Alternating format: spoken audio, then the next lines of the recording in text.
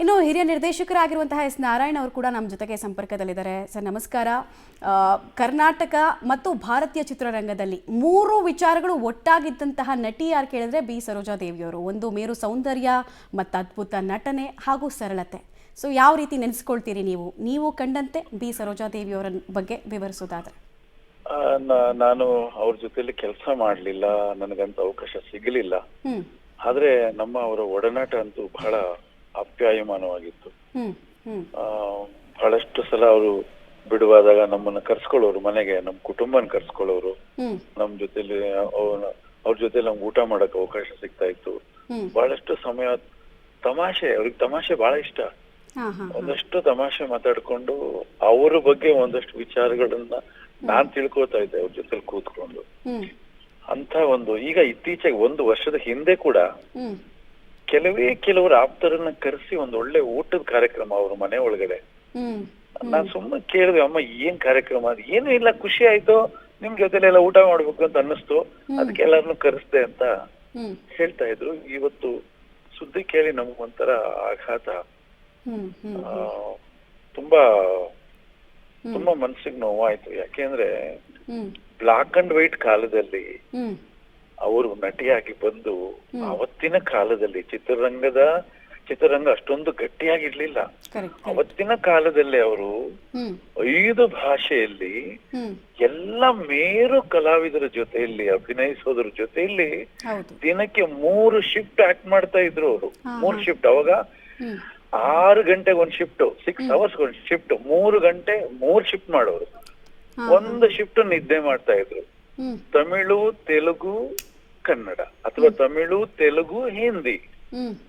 ಆಯಾಸ ಆಗ್ತಿರ್ಲಿಲ್ವ ಅಂತ ಕೇಳ್ತಿದ್ದೆ ನನ್ಗೆ. ಅಮ್ಮ ನೀವು 3 ಶಿಫ್ಟ್ ಆಕ್ಟ್ ಮಾಡ್ತಿದ್ದೀರಾ, ಆಯಾಸ ಇಲ್ಲ ನಾರಾಯಣ ಅವರೇ, ನಮಗ್ ಬಣ್ಣ ಹಚ್ಚೋದೇ ತುಂಬಾ ಸಂತೋಷ, ಅದು ಹಬ್ಬ ಇದ್ದಂಗೆ ಇರೋದು ನಮ್ಗದು, ನಮ್ ಪಾತ್ರಗಳು ಆ ರೀತಿ ಇರೋದು ಅಂತ.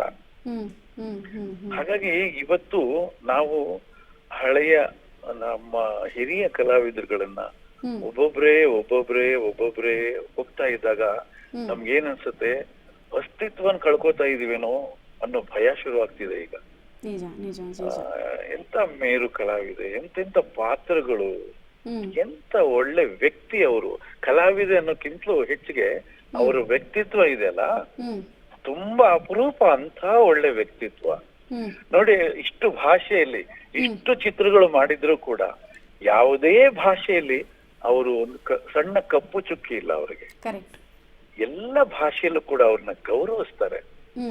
ನಮ್ಮ ಇತ್ತೀಚೆಗೆ ನಮ್ಮ ತಮಿಳುನಾಡು ಮುಖ್ಯಮಂತ್ರಿಗಳು ಜಯಲಲಿತಾ ಅವರು ನಿಧನರಾದಾಗ ಅಮ್ಮ ಅಲ್ಲಿ ಹೋಗ್ತಾರೆ. ಹೋದಾಗ ಆ ಜನಸಂದಣಿಯಲ್ಲಿ ಅವ್ರನ್ನ ಅಲ್ಲಿ ಬರಮಾಡ್ಕೊಂಡಂತ ರೀತಿ ಇದೆಯಲ್ಲ, ತುಂಬಾ ಹೆಮ್ಮೆ ಆಗತ್ತೆ ಕನ್ನಡದ ಒಬ್ರು ಕಲಾವಿದೆಗೆ ಪರಭಾಷೆಯಲ್ಲಿ ಆ ಮಟ್ಟಕ್ಕೆ ಒಂದು ಗೌರವ. ಕನ್ನಡದ ಕಿಳಿ ಅನ್ನೋರು ವಿ ಸರೋಜಾದೇವಿ ಅನ್ನೋ ಕನ್ನಡದ ಸುಂದರ ಗಿಣಿ ಅಂತ.